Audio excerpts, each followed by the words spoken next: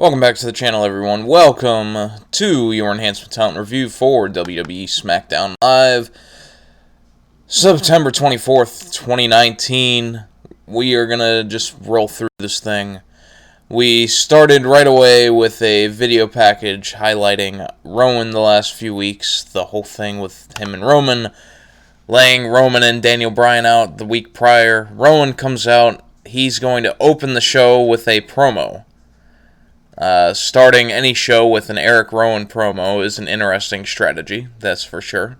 But you know, he's been pretty good in these segments overall. Like, he definitely doesn't seem like he doesn't belong or anything like that. So I can't really diss him too much. He talks about annihilating Daniel Bryan and Rowan, yada yada yada. The phrase he used was might makes right, because when someone is as physically imposing as Rowan, he is right no matter what, I guess.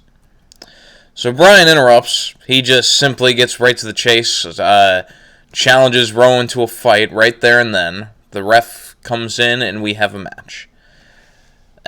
Bryan, definitely the babyface in this match and in this promo.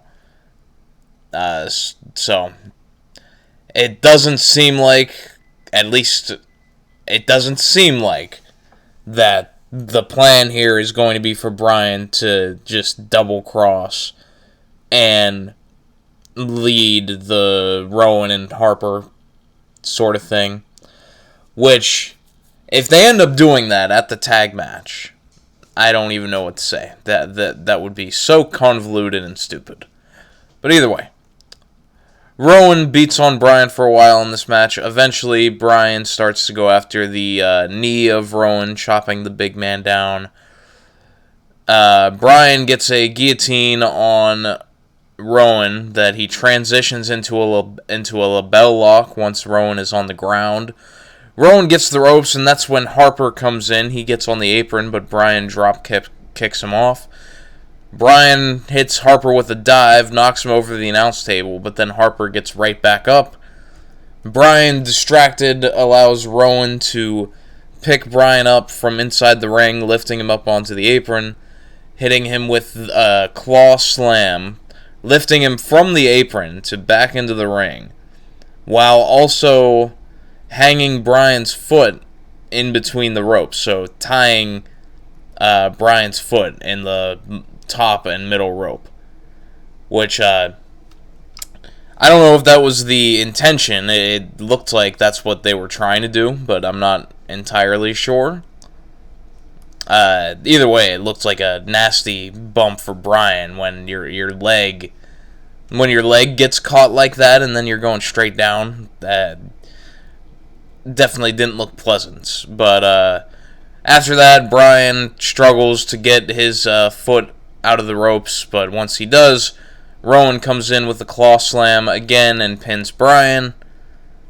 The 2-on-1 beatdown commences. That's, by the way, Rowan's now pinned Bryan and Roman Reigns in the past couple weeks. 2-on-1 beatdown commences, but Roman Reigns comes in. Eventually, Bryan gets back in the fight, taking out Harper with a running knee, and Roman will lay out Erick Rowan with a spear. Roman tries to shake Bryan's hand, but Bryan slaps it away, grabs a mic, and just asks the crowd for a one-word answer on whether or not they want to see he and Roman beat those two's disrespecting asses. The crowd chants yes, and that's it. And it would later be announced that this will be a match at Hell in a Cell. So we'll look forward to that. Bryan and Roman teaming together is not exactly the result we envisioned here. So long ago, we figured this whole idea was to set up a feud between Bryan and Roman, but it doesn't look like that's going to end up happening, I guess. Unless it really is going to be that Bryan just double crosses him, which would make absolutely no sense, and I will hate it. We get a video recapping Brock Lesnar's challenge to Kofi Kingston on the last week's show. And that is followed by a sit-down interview with Michael Cole and Kofi Kingston. So the promo was fine, and Kofi was good in it, but it wasn't what I thought it should have been. I thought that this promo should have fueled the narrative more of Kofi going into the fight of his life, and that everyone is counting him out, and that he's going to have the best performance in his career to be able to topple Brock Lesnar. And it just didn't quite get to that level for me. You could have even mentioned the one time that Brock and Kofi had a singles match, even though it wasn't technically on WWE TV. It was a network special, the Beast in the East special. And Brock just absolutely killed this dude. Just threw him pillar to post. And, I feel like that could be something you could work in there, that Kofi could say that I'm not the same guy I was back then, and I'm on the best streak of my career now. And that I'm used to being the underdog, just going into WrestleMania alone. But I didn't really feel like this got there for me. It didn't really make me more interested in the Kofi and Brock feud. So, that more so just comes down to the content, though. I just didn't think it was there from Kofi's side. But it was fine. That's just a nitpick thing that it wasn't exactly what I would have wanted it to be. We have Chad Gable coming out. He talks about Corbin's short jokes. Says Corbin got himself intentionally disqualified because he knew he was going to lose. For whatever reason, Mike Kanellis interrupts. Says some stupid stuff about he's going to show his pregnant wife that size does matter. Because Kanellis is probably like 2 inches taller than Chad Gable. They have a match, and Gable taps him out in less than a minute with an ankle lock. Elias interrupts on the Titantron with a song about Gable being short. So I guess we'll probably resume the Gable and Elias feud at some point. But, oh well. This was all just there. We had Charlotte and Carmella versus Bayley and Sasha Banks. Carmella is going to get worked over for a lot of this match until Charlotte gets the hot tag. She gets a near put away with the figure 4, but it gets broken up. Eventually, Carmella tags herself back in. Banks is going to end up putting away Carmella with a Banks statement. And then after that, the 24/7 woman, as they're now women 24/7 jobbers, chase after Carmella, who is carried away by R-Truth. Included in this was Asuka, who was probably in the middle of recording a YouTube video when she was told that she had to take part of this segment. And Kairi Sane with her telescope. And Ember Moon. So, that shows you where they all stand. After this, Charlotte is left alone in a 2-on-1 situation. Becky Lynch runs in. Banks bails out of the ring at first, but Bayley stays. So that allows Becky to take out Bayley. Then Banks runs back in, and Becky takes out her and just beats them both up. Puts the disarmor on Banks, but Bayley pulls her out of the ring, and the heels retreat. Nothing new from what we've already seen before. We had Mustafa Ali versus Shinsuke Nakamura. Ali starts fast and hits a ridiculous dive to the outside where he plants himself into the ground, and then I think he even hit the commentary table rolling that way. Ali lays out Nakamura. He goes for a 450, but Zayn pulls Nakamura out of the ring. Ali does a dive to take out Nakamura, but then is distracted by Sami Zayn. He chases Zayn around the ring and into the ring and runs straight into a Kinshasa for the Shinsuke Nakamura win. This is so annoying that, for one, the referee did nothing about Sami Zayn constantly intervening in this match. And then Ali chases Zayn around the ring like an idiot. Just don't understand it. It made Ali look stupid. It made the rules look non-existent, that the referee didn't do anything about this. And what a fall from grace that Mustafa Ali has had. Once again, he was supposed to have a title match with Nakamura after beating him in a non-title match. It never happened, and now Nakamura just beats him here. We had B-Team versus the New Day for some reason. That's Big E and Xavier Woods. Why this happened, I don't know. The only funny part was that in the 5 seconds that the B-Team had control of this match, they started a victory lap around the ring, which Big E got up and joined before taking both of them out.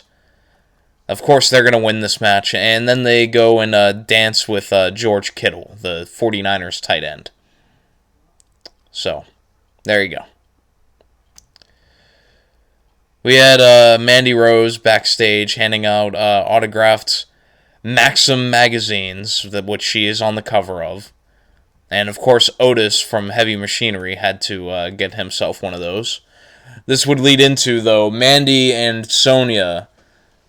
And before this, Sonya Deville was getting annoyed that Mandy was not focused on the match and that she was only focused on this stupid magazine. So it would lead into Mandy and Sonya versus Asuka and Kairi Sane, who are alive, apparently. Still no Paige, as I believe she's still recovering from neck surgery, but it's not really like she was a needed part of the act, if we're being completely honest. And with or without Paige, they weren't going anywhere anyway. But they do finally get a match on television here. Kairi is on the floor, and Mandy grabs one of the magazines. And she's shoving it in Kairi's face, saying that you'll never look like me. You'll never look like me. Kairi goes to kick it out of Mandy's hands, but completely whiffs and has to do it again. So that was embarrassing. And then later on, the finish is going to come when Asuka hits a codebreaker into an elbow by Kairi for the win.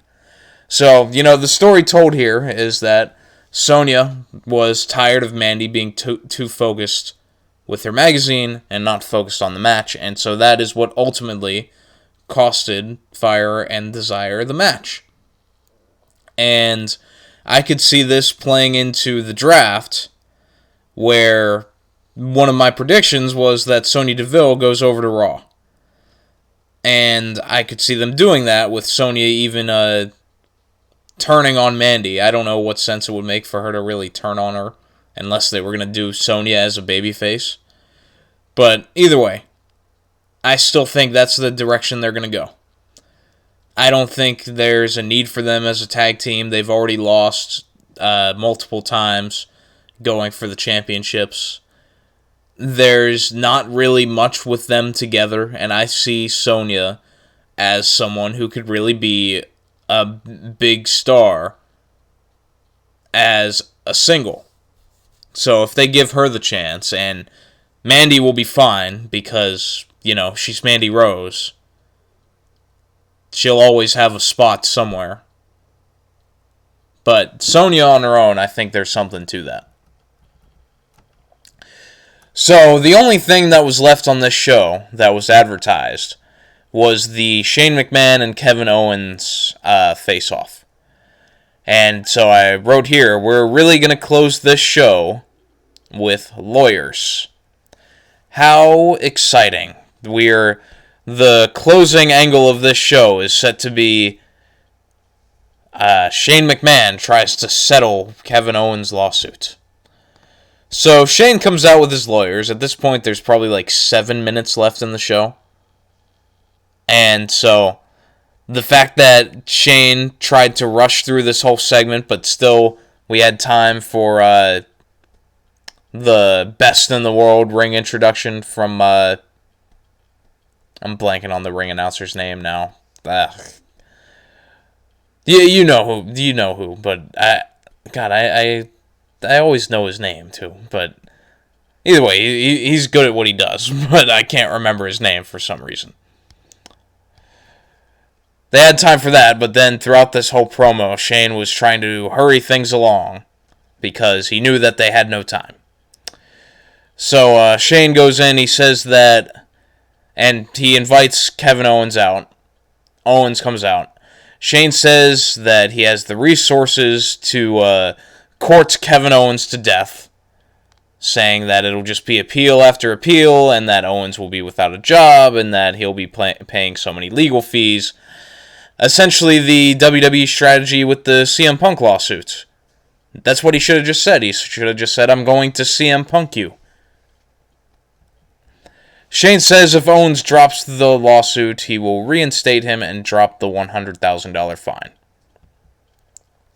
Shane extends his hand for a handshake. Owens denies and instead proposes that he'll drop the lawsuit in the condition that they have a match against each other, Shane versus Owens. If Shane wins, Owens is fired, he stays away, the lawsuit is dropped. But if Owens wins, he gets his job back and is able to fire Shane McMahon, as he said last week. Shane would have to leave WWE, so a career versus career match, essentially. A loser leaves town. So, this segment came with so little time left that after Owens said this, his music hits, and Shane tries to accept the challenge, but his mic was already cut off. And we also have no idea when this match is. I would assume either at the pay-per-view, Hell in a Cell, or maybe they'll do it on the SmackDown premiere, or even the draft. So, they could do any of those three things. We'll have to wait and see. I'm sure they'll announce it on social media at some point in the future. But this segment was so horribly rushed. And I don't know what led to there not being enough time for this. But after this, they cut away to Becky doing an interview, which made no sense, with 2 minutes left in the show, so that Sasha could attack her and possibly injure her, and that's the close of the show. But yeah, on the Owens and Shane thing, it was just so rushed, but at least now we don't have lawyers to deal with. There is a conclusion to this, and the conclusion is not sitting in a courtroom. We don't have those segments to look forward to. Instead, we'll have a match, and I think I even neglected to mention it'll be a ladder match. Owens said we'll put all the legal documents in a briefcase, and whoever climbs the ladder and takes it wins the match. So, Owens will win, and we will be done with Shane McMahon on television. And that is the end goal that should have been done at SummerSlam. But here we are. So that's all fine, even though the segment was so rushed. As far as the ending with Sasha attacking Becky, I don't know why, and as soon as it cut away to Becky doing an interview, you knew what exactly was going to happen with that much time left in the show. And they rushed through that, and then that's it. I'm assuming that this is going to set up an injury for Becky so that she has an out for when Sasha beats her for the title at Hell in a Cell. so that then Becky can be drafted over to SmackDown that Friday night. So, no issues with that. I think it's a good idea to have Becky injured going into that match. But, yeah, that was SmackDown. This was a quick review. This wasn't really a great show. The Shane and Owens stuff, I don't know why it closed the show. The Bryan and Rowan match was fine. A lot of other stuff was just there. The Nakamura-Ali match was really annoying. But, yeah, other than that, I just thought this was a pretty boring show, to be honest. This was the last episode of SmackDown that will be on USA on Tuesdays. Starting next Friday, 10 days from now, we'll have the first episode of SmackDown on Fox. This wasn't a great way to send out the USA era.